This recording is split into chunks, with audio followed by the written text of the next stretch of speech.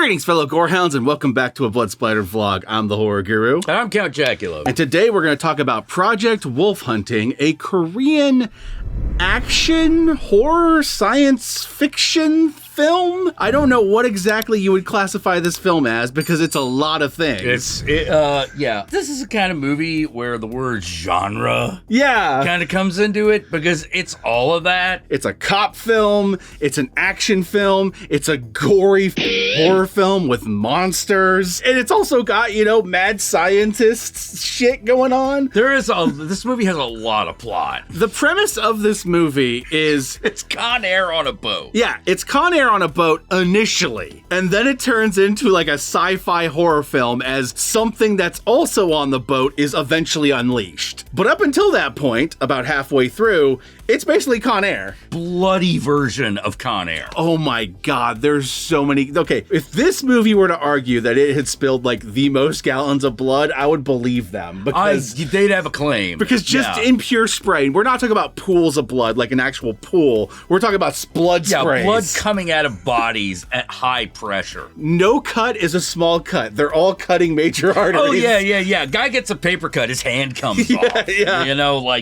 Good God. And it's also just got like a colorful cast of characters, some of which you love, some of which you hate, and some of which you love to hate. Yeah. Now, if you're one of those people that's like, why demand character development?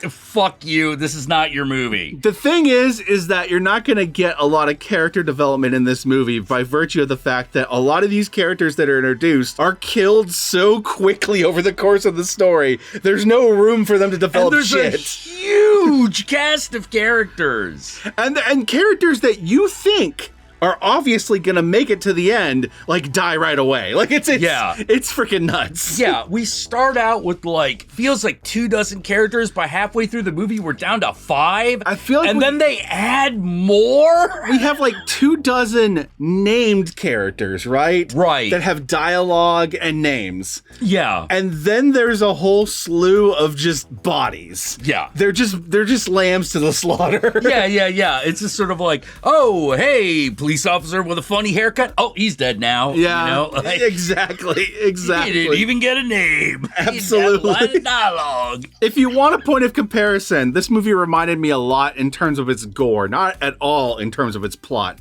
but in terms of its gore and blood, this is very much in the vein of The Sadness. That's the best comparison I can make. It just keeps going and it's unrelenting. Absolutely.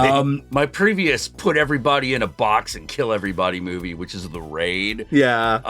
It's not like The Raid. Well, because The Raid is like a pure action film, right? Yeah. There's still gnarly fucking deaths throughout that. Same thing with John Wick. It's a pure action film. But blood doesn't just fucking cover walls. This one, they were aiming for a more horror vibe with the kills. Yeah. So if you take something like The Raid, which is already pretty gnarly in the way everyone dies, and then add 3 gallons of blood to every death, you'll be in the ballpark. Yeah, you're in the ballpark. Now, you might be confused. Well, it's called Project Wolf Hunt. Is there a werewolf?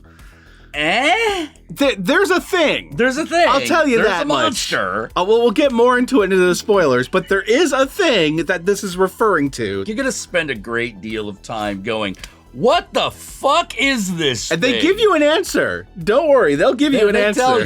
They tell you, but you're going to be like, what the fuck is it? Yep, you will. But I will tell you this, once that thing is revealed, the movie doesn't stop. This movie feels like an entire arc of a manga condensed into one movie. Yeah, it feels like a fucking 6-episode streaming series condensed into 2.5 hours. Exactly. And all the boring talking bits have been done away with. It's just kill. This movie is wild. It's wild. My feelings on it are, I fucking love it. For all the things we've mentioned so far, I'm a little iffy on the fact that the movie doesn't really have an ending. It has a climax. But it very much ends on this is a part 1 of how many parts? Who knows? And I'm a little iffy on that because that's going to rely on the next movie to say whether or not the plot was worth anything. But at the same time, I didn't really watch this movie for the plot. No. Like, as convoluted as it was, the plot was not what I was interested in. Huge amount of plot in this movie. To quote Joe Bob Briggs, there's a whole lot of plot getting in the way of that movie. Yeah. So much so that sometimes they do flashbacks in the middle of an action sequence. Yeah. It is at times when it does the flashbacks a little disorienting because you don't immediately realize you're in a flashback sometimes. Yeah. But once you do, you're like, okay, this is a flashback. All right, now that we're in the flashback, what are we actually flashing back to? Yeah. And sometimes it takes a minute for your brain to catch up and go like, oh, we're flashing back following these guys now. Okay. Yeah, all right. and the whole idea is that can't miss any of the action. Yep. But at the same time, like, I didn't mind it because you were just like, look, I know we're just setting up the next kill. Well, Come on, let's do it. What I liked about what actually is there as a plot, and to be clear, I'm talking about the actual, literally what's happening, not necessarily the narrative story, because you don't really have an idea of what the narrative story is till the end when you kind of realize who the main character is. Yeah. But the actual, like, plot is, like, the pulpiest shit ever. Oh, yeah. Every fucking cliche you could possibly throw into a blender, but somehow still kind of new. A movie this kind of remind me of, and this is like a weird out of left field thing, but it kind of reminded me a little bit. Jason X, which not in tone. But I think I see where you're going. But like them trapped in this contained vessel with this unstoppable killing machine, killing them off one by one and not giving a fuck. Yeah. So if you're like, hey, Jason X is a pretty good movie, I enjoyed it, you'll love this. And that's the thing. Once the monster shows up, it does kind of turn into like the bloodiest slasher film you've ever seen. Don't get too attached to any character in this movie. You will, because many of the characters are just a joy to watch, even if they're horrible people at times. Yes. This is not a movie where many, if any, survive. Dude, I don't know what else we could say without fucking going into spoilers. It's just fucking crazy. Project Wolf Hunting technically came out last year in like a very limited release, but just hit streaming. Specifically, just hit the Screambox, which is how we've been able to finally watch it. So if you want to watch the movie yourself, I recommend subscribing to the Screambox and checking it out yourself. And so with that said, let us move on to the spoilers.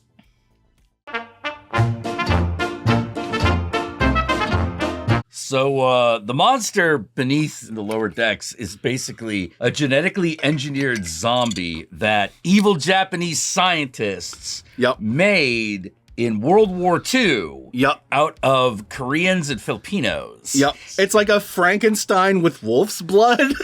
Yeah, and you're just like, okay. You have the initial experiments by the Japanese to create these super soldiers, right? Right. But over time, these experiments have been picked up on by a Korean pharmaceutical company that's trying to find a way to prolong life. Yeah. But is also making super weapons. Yeah.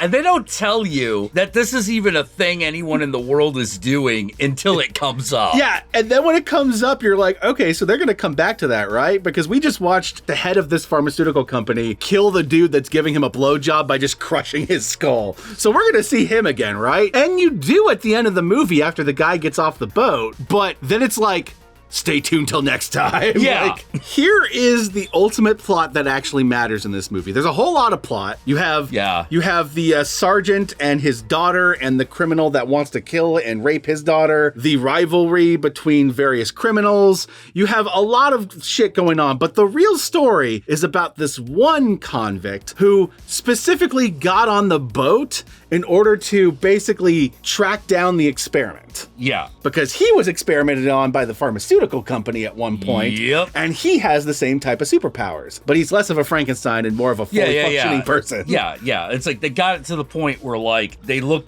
pretty normal. But here's the thing. Initially, after he escaped and survived the experiments, after they left him for dead, he went off and had a family. He got a wife and a kid. But then the pharmaceutical company tracked him down and sent their muscle man to go get him, who also has experiments on him. So he's super strong. He's got superpowers. He's got superpowers. And that guy supposedly killed his wife and kid, and now he has a chance to get revenge on him. But at the end of the movie, it's revealed that his kid was never actually killed. And he was actually taken by the pharmaceutical company, and the head of the pharmaceutical company now has the kid in a cage. And that's when the movie ends. Yeah, that's what the movie is.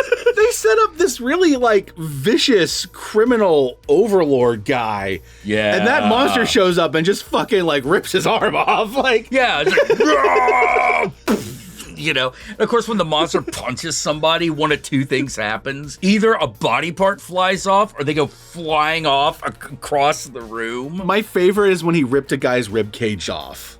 Oh, dude. Grabbed him by the neck and went... Yeah, so it was a lot. So when we say there's a lot of blood in this movie, there's a lot of blood. There's a lot of blood. There is a lot of blood adding to this movie. Yeah. It feels like it's pressing in on like Dead Alive levels. And for like the first half, you think like, oh, this is leading up to a fight between our mystery criminal, who obviously has some connection to this monster, and the monster. But then when the like other bad guy shows up and then kills the monster, and it ends in a fight with that guy, and then that fight is like one of the quickest fights in the movie too. Well, at that point they figured like, look, we've already blown the wad, baby. And you have keep it to the highlights. That moment where he kills him with the final blow while they're falling off the boat.